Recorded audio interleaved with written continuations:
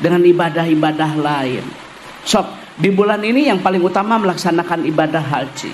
Tapi ibadah haji itu mohon maaf Bapak dan Ibu adalah ibadah panggilan. Labbaik Allahumma umratan, labbaik Allahumma hajjan. Aku datang memenuhi panggilanmu ya Allah untuk melaksanakan ibadah haji dan umroh. Umroh haji itu panggilan. Di urang ge aya jelema nu beunghar sawahna hektaran, kebon jengjengna di mana-mana, kebon cengkehna, nikahkeun kaina can umroh sakali-kali acan. Tapi kamari hampura aya nu umroh, jelema teu boga, peda sok ngopi, hadiahna teh umroh tah nya tina ngopi teh. Utak lamun salaki ngopi wae teh tong sok dicaram.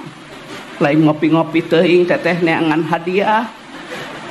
Umroh henteu teteh lambung nu beunang.